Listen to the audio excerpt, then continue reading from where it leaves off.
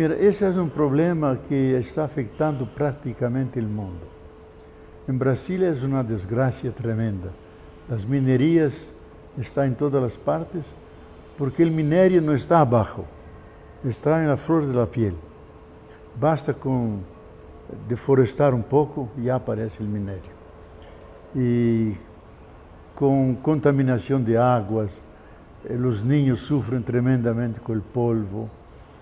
E eu vejo que também em Colômbia, eu he acompanhado em América Central também, em um projeto de águas, junto às comunidades, e o grande problema eram as minerias, que contaminam a água, desviam a água para suas produções, dañam as comunidades. Então, eu me he dado conta, depois de acompanhar um ano, a mais grande mineradora alemã, Mannesmann, que trabalha em Brasil. Acompanhei um ano inteiro a grande produção, falando com o primeiro eslabão, o segundo, os técnicos, o povo.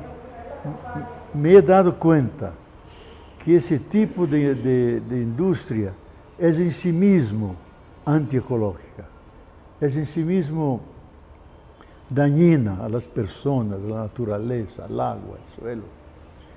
E eu discutindo com os mais altos que decidem, e me contestaram: bof, tu reloj, ¿dónde lo tienes? E tu celular, ¿dónde lo tienes? Necessitamos de minério. E han destituído todo o grupo que trabalhava o tema ecológico dentro da mineria. Então, eu me he dado conta que a mineria em si mesma é dañina, que habría que descobrir outra maneira de conquistar e utilizar os elementos que necessitamos para a indústria, seja a reutilização de todo o que hemos utilizado em hierro, em metales, o que seja, e reduzir ao máximo essa parte que por sua natureza é muito violenta, muito agressiva à terra.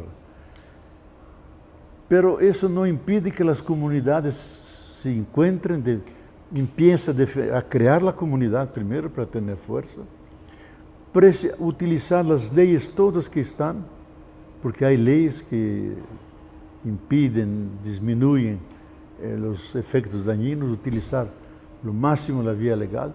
Depois, a pressão sobre o poder público, a pressão sobre as grandes empresas, para que elas ajudem a diminuir os daños e salvaguardar os bosques, as florestas e as fuentes de água, os rios e tudo isso, porque isso é o mais afetado e é o mais vital para as pessoas e comunidades.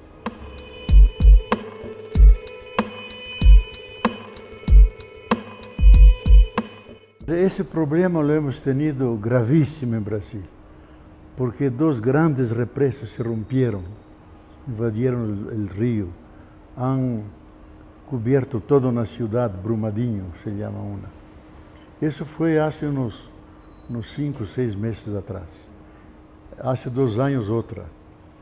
E tem 3 ou 4 que estão na mesma situação de romper-se, porque não han hecho as tecnologias adequadas para contener a pressão do lago. Por outra parte,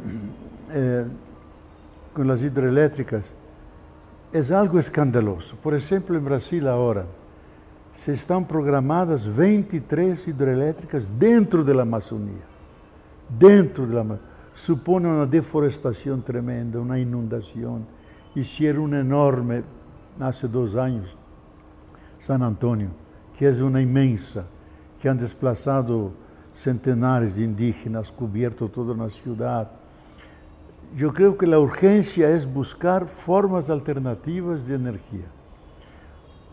Apesar de que isso também é problemático, porque se sumamos todas as formas alternativas, a eólica, a solar, de las mareas, etc., chegam solamente a 20% de toda a energia que estamos utilizando. Pero no tenemos otra alternativa do que buscar realmente desarrollar más y más la eólica, la solar, como los europeos están haciendo con el desierto de Sahara. Un inmenso espejo de vidrio para captar los rayos solares y transportarlos a España hasta Alemania, que es una forma alternativa. Entonces, por todas las partes se están buscando formas alternativas. Yo creo que el país que más ha avanzado en eso es Alemania. Brasil estamos avanzando bastante en la eólica, porque tenemos lugares que hay, especialmente en el Nordeste, vientos permanentes, día y noche. Entonces siempre puede producir. Pero es insuficiente. Entonces yo creo que es uno de los puntos críticos del sistema nuestro, que exige energía para mantener el proceso industrialista, nuestras ciudades, todo lo que necesita de energía. Uno de los puntos críticos, que es la utilización del agua, que es un bien natural, vital, insubstituible, y por eso en ese sentido debía ser preservado lo más posible. Pero estamos bajo el régimen del capitalismo mundializado, que no les importa a las personas. Consideran todos esos efectos dañinos como externalidades. Si algo que no entra en la cuenta de las ganancias, de las inversiones, son cosas que ocurren que hay que aceptar, y ahí ellos no aceptamos. Hay que hacer cálculos para disminuir lo máximo. Yo creo que no sería realista suspender de todo, porque eso podría crear un problema social enorme, de cerrar grandes empresas, industrias y desempleo.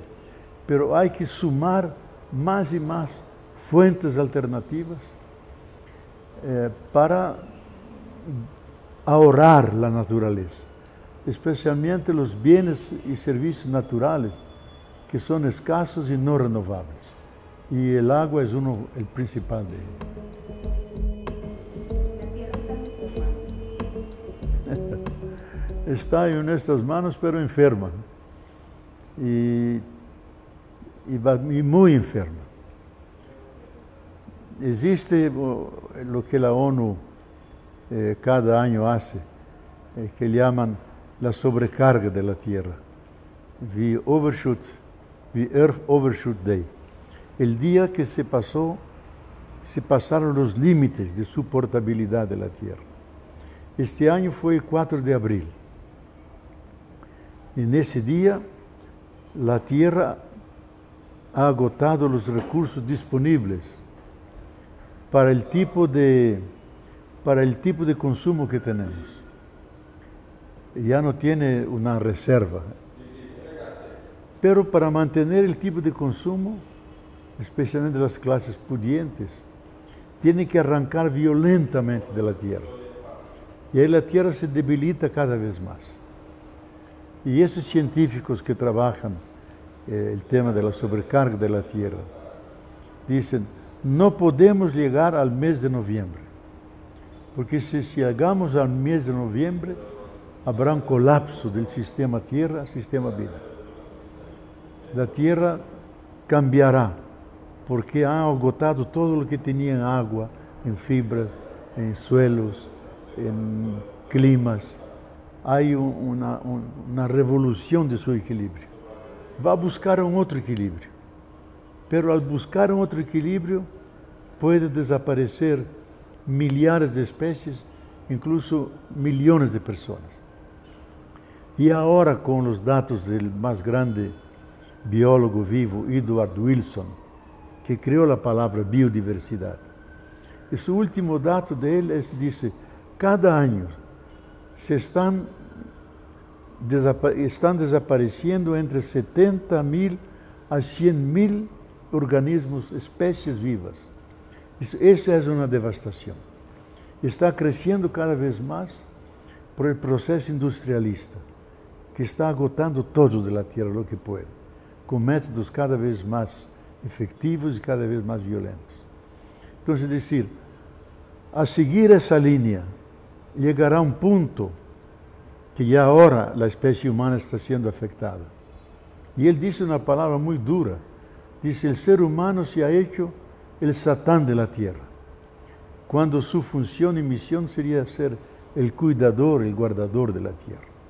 Entonces yo creo que la tierra está en nuestras manos, es decir, el destino de la tierra, en nuestro destino, está en una decisión política nuestra de decir queremos continuar a vivir, pero para hacer esto tenemos que cambiar de modo de producción, modo de consumo, forma de distribución, no solamente entre seres humanos, porque la tierra no creó solamente nosotros, creó toda la comunidad de vida, los bosques, los animales y todo lo que vive, todo es expresión de la tierra, que también necesita de agua, de fibra, de clima, de todo eso.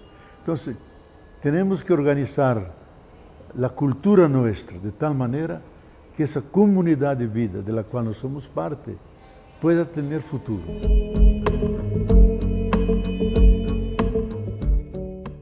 Yo creo que el futuro de la humanidad pasa por la agroecología, porque ya ahora 60% de todo lo que comemos, que está sobre nuestras mesas, vienen de la agricultura familiar y de la agroecología, ahora ya.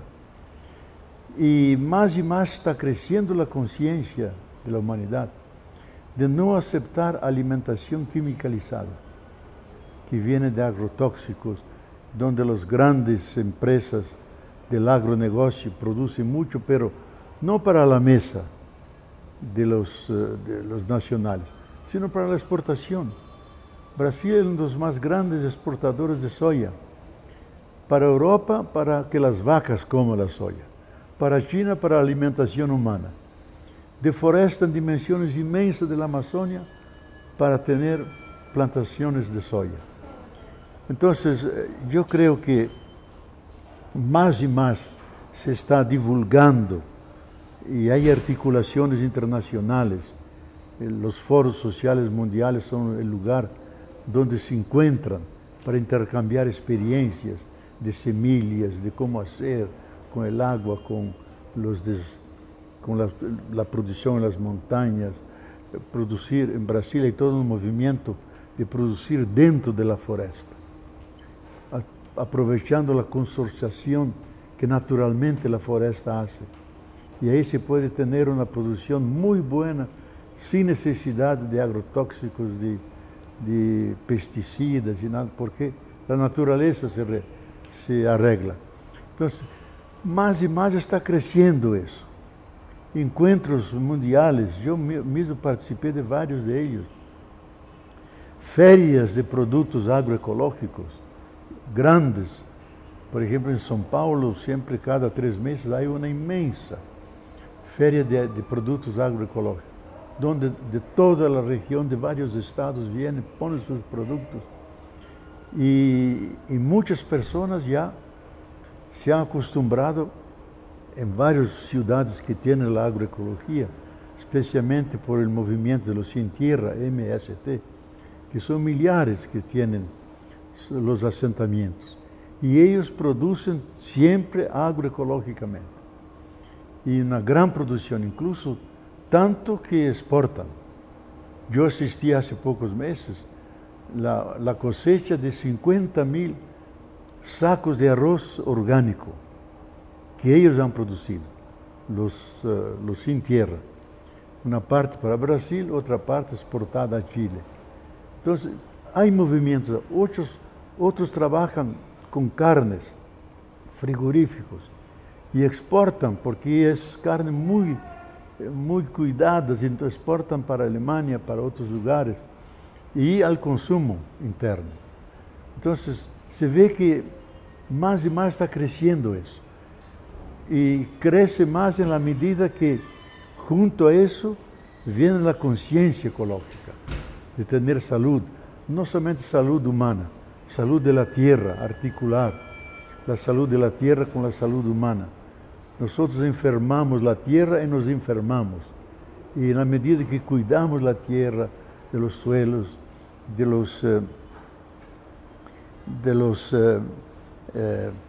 las fibras, de lo orgánico, y utilizando todo lo que la propia naturaleza produce para generar la fertilidad.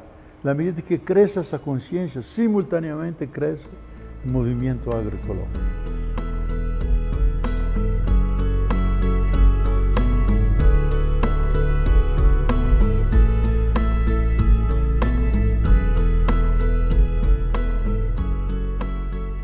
Las ciudades son construidas para los que están dentro, digamos, del pacto social, dentro de la cultura dominante.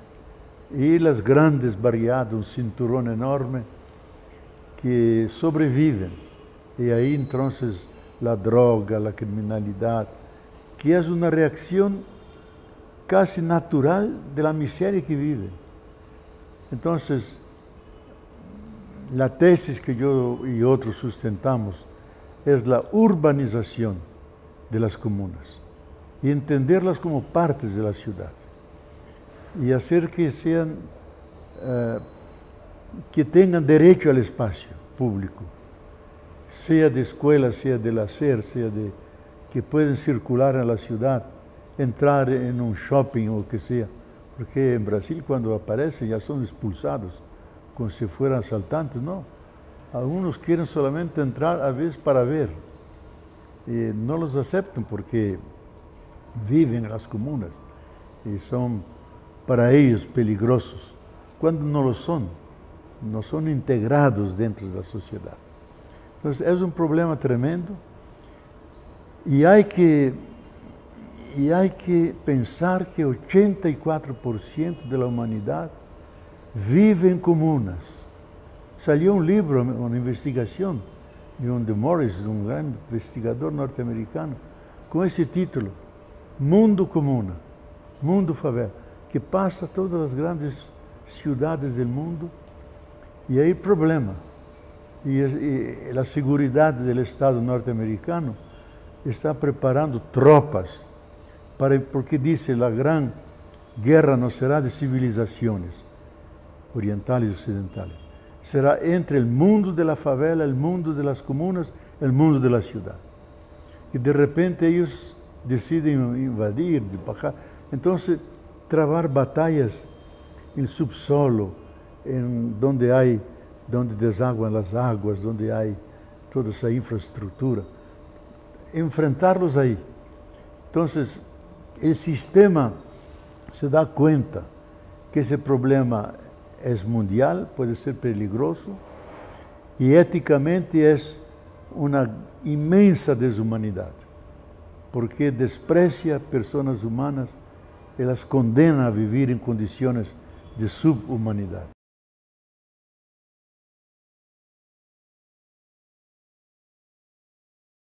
Sí, inicialmente lo hemos visto como algo extremadamente positivo, porque eran 50 años de violencia. Pero después nos hemos dado cuenta que no basta hacer los acuerdos, sino hay que superar las condiciones que en aquel tiempo han provocado la violencia. Entonces hay que tener cambios en la sociedad, en la conciencia de la población y relaciones de más participación, más justicia, porque la violencia emergió exactamente como protesta contra la desigualdad social, contra la injusticia. Entonces hay que trabajar esta parte social y no solamente hacer un acuerdo que es más una pacificación que paz. Y paz supone un nuevo equilibrio de relaciones, de fuerzas, para que el efecto sea la paz, porque la paz no existe, la paz resulta de relaciones adecuadas entre los ciudadanos con la naturaleza, entre las clases, porque siempre en el sistema capitalista hay clases, pero que la explotación no sea demasiada, no sea, digamos, sin civilización, sin medida. Entonces yo creo que esas cuestiones sociales están en la base que puede sustentar una paz duradera.